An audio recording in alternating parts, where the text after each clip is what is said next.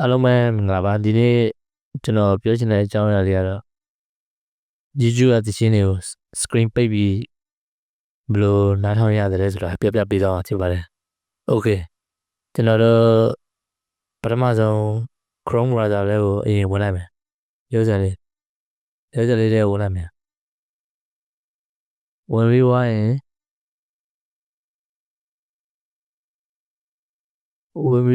် YouTube Music Revenge ဆိုပြီးရိုက်ချလိုက်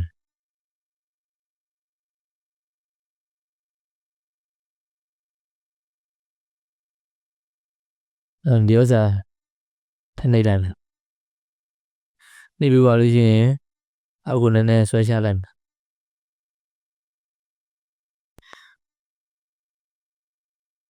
ဒီမှာ Revenge YouTube Music ဆိုတဲ့ဟာကို download ဆွဲလိုက်မယ်download မယ်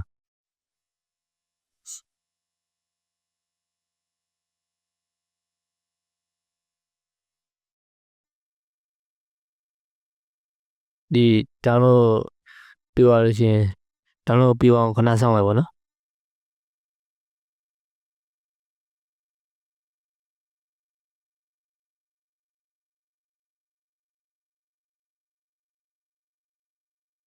down ပြီးသွားလို့ရှိရင်ဒီဥစ္စာတစ်ချက်နှိပ်လိုက်မယ်install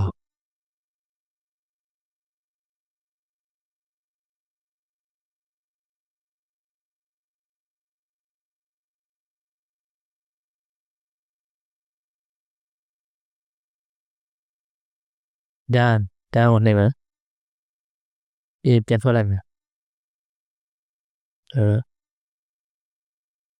YouTube Music ဆိုတဲ့ဟာလည်းပြန်ဝင်လိုက်မယ်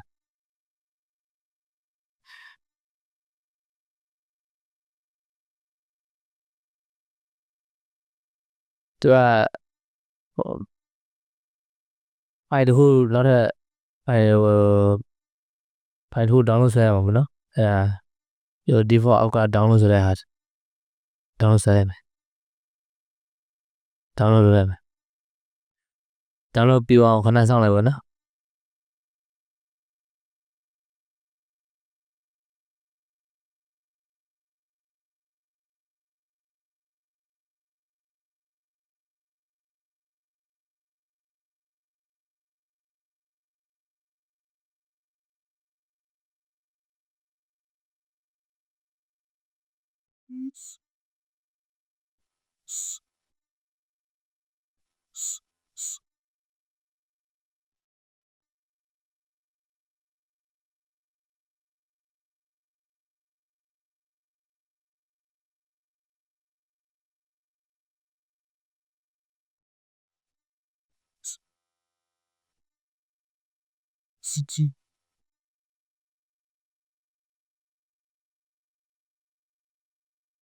Okay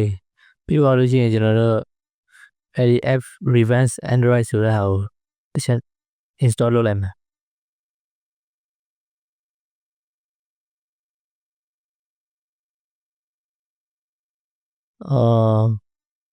set block install anyway ဆိုတဲ့ဟာထပ်နှိပ်လိုက်ပါနော်ဒါကျွန်တော် password တောင်း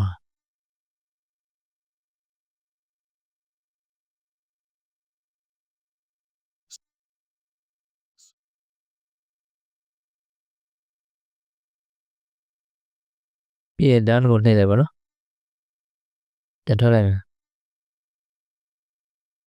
ပြန်ထွက်လိုက် Okay ကျွန်တော်တို့ဆွမ်း download ဆက်ထားတဲ့ YouTube Music ဆိုတဲ့ဟာကိုပြန်ဝင်လိုက်မယ်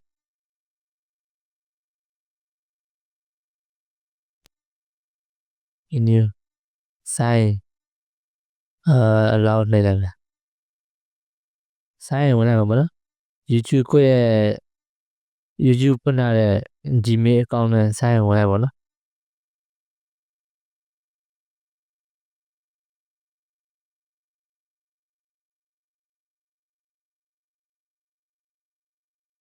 email ကိုရဲ့YouTube ဖွင့်ထားတဲ့ account ရဲ့ Gmail ထည့်လိုက်ပါနော်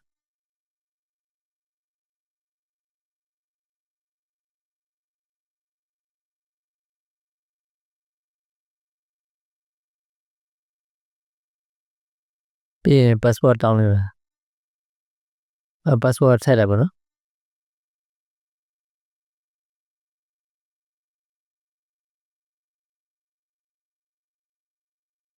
lace ကိုနှိပ်လိုက်မယ်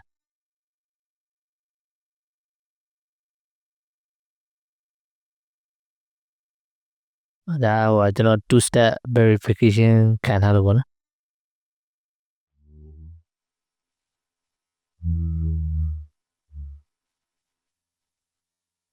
agree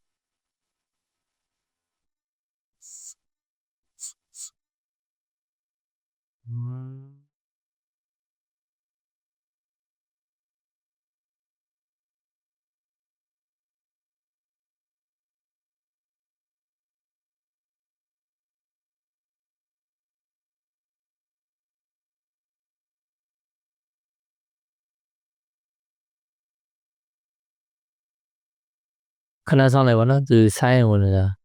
အဲ့တော့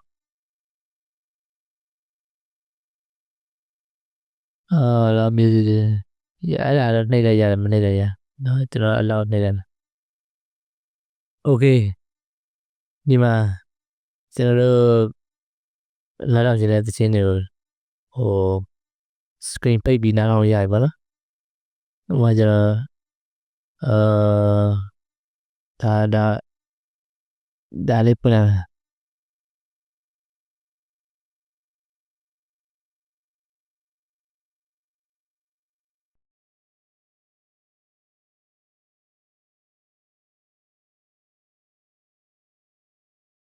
တယ် screen ပိတ်လိုက်မယ်နော်